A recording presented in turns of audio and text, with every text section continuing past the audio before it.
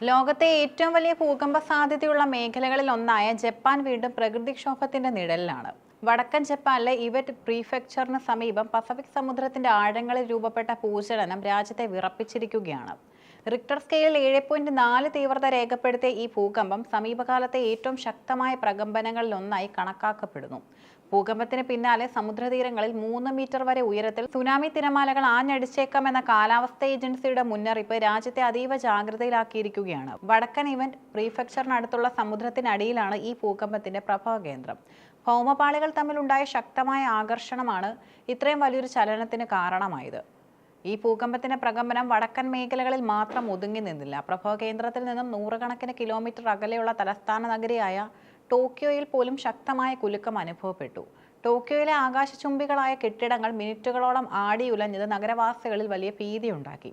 ഭൂകമ്പം ഉണ്ടായ ഉടൻ തന്നെ രാജ്യത്തെ ഷിൻകാൻസൻ ബുള്ളറ്റ് ട്രെയിൻ സർവീസുകൾ മുൻകരുതലുകൾ നടപടിയായി നിർത്തിവെച്ചു. പലയിടങ്ങളിലും വൈദ്യുതി ബന്ധം വിച്ഛേദിക്കപ്പെടുകയും വാർത്താവിനിമയ സംവിധാനങ്ങളിൽ തടസ്സം നേരിടുകയും ചെയ്തു. റോഡുകളിൽ വിള്ളലുകൾ വീണതായും ചിലയിടങ്ങളിൽ മണ്ണിടിച്ചിൽ ഉണ്ടായതായും റിപ്പോർട്ടുകളുണ്ട്. ഭൂകമ്പം നടന്നതിന് തൊട്ടു പിന്നാലെ ജപ്പാൻ മെറ്റീരിയോളജിക്കൽ ഏജൻസി രാജ്യത്തെ തീരപ്രദേശങ്ങളിൽ സുനാമി മുന്നറിയിപ്പ് നൽകി. കടലിനടിയിലുണ്ടായ ശക്തമായ ചലനം സമുദ്രജലത്തെ വലിയ തോതിൽ സ്ഥാനഭ്രംശം വരുത്തിയതായാണ് നിഗമനം. 3 മീറ്റർ വരെ ഉയരമുള്ള തിരമാലകൾ തീരത്തേക്ക് ആഞ്ഞടിച്ചേക്കാം. ഇത് കടൽ തീരത്തെ വീടുകളെയും കെട്ടിടങ്ങളെയും തകർക്കാൻ ശേഷിയുള്ളതാണ്. ആദ്യഘട്ട സുനാമി തിരമാലകൾ വടക്കൻ തീരങ്ങളിൽ ഇതിനോടകം തന്നെ എത്തിയതായാണ് പ്രാഥമികമായ റിപ്പോർട്ടുകൾ. എന്നാൽ സുനാമിയുടെ സവിശേഷത എന്നത് ആദ്യ തിരമാലകളെക്കാൾ ശക്തമായിരിക്കാം തുടർന്ന് വരുന്ന തിരമാലകൾ എന്നതാണ്. ഒരു സുനാമി തരംഗം വന്നതിന് ശേഷം കടൽ ശാന്തമായി എന്ന് കരുതരുത്.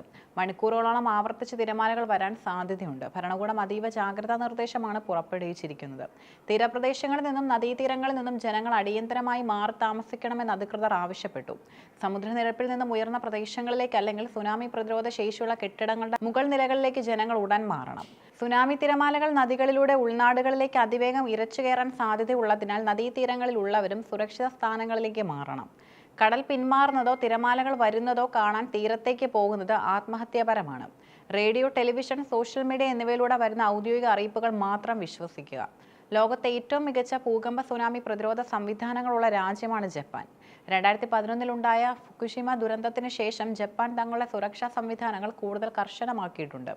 എന്നിരുന്നാലും 7.4 തീവ്രതയുള്ള ഭൂകമ്പം പ്രവചനാതീതമായ നാശനഷ്ടങ്ങൾ വരുത്തിവെക്കാം. പ്രത്യേകിച്ചും ആണവ നിലയങ്ങളുടെ സുരക്ഷ സംബന്ധിച്ച ആശങ്കകളും ഉയരാറുണ്ട്. നിലവിൽ ആണവ നിലയങ്ങളിൽ അസാധാരണമായി ഒന്നും റിപ്പോർട്ട് ചെയ്തിട്ടില്ലെങ്കിലും അധികൃതർ സൂക്ഷ്മമായ നിരീക്ഷണം തുടരുകയാണ്. പ്രകൃതിയുടെ രൗദ്രഭാവത്തിന് മുന്നിൽ മനുഷ്യൻ എന്നും നിസ്സഹായനാണ്. എങ്കിലും കൃത്യമായ മുന്നറിയിപ്പുകളും മുൻകരുതലുകളും വഴി ജീവൻ അപകടത്തിലാകുന്നത് കുറയ്ക്കാൻ സാധിക്കും. ജപ്പാൻ ഗവൺമെന്റും ദുരന്ത നിവാരണ സേനയും യുദ്ധകാലാടിസ്ഥാനത്തിലുള്ള പ്രവർത്തനങ്ങളാണ് കാഴ്ചവെക്കുന്നത്. വരും മണിക്കൂറുകൾ ജപ്പാനെ സംബന്ധിച്ചിടത്തോളം നിർണായകമാണ്. സുനാമി ഭീഷണി പൂർണ്ണമായി മാറുന്നതുവരെ ജനങ്ങൾ ജാഗ്രത കൈവിടരുതെന്നും സുരക്ഷിത സ്ഥാനങ്ങളിൽ തുടരണമെന്നും ജപ്പാൻ പ്രധാനമന്ത്രിയുടെ ഓഫീസ് അറിയിച്ചു. ഈ പ്രകൃതിക്ഷോഭത്തെ അതിജീവിക്കാൻ ജപ്പാന്റെ ജനതയ്ക്ക് സാധിക്കട്ടെ എന്ന് നമുക്ക് പ്രത്യാശിക്കാം. കൂടുതൽ വിവരങ്ങൾ ലഭ്യമാകുന്ന മുറയ്ക്ക് അധികൃതർ ജനങ്ങളെ അറിയിക്കുന്നതാണ്.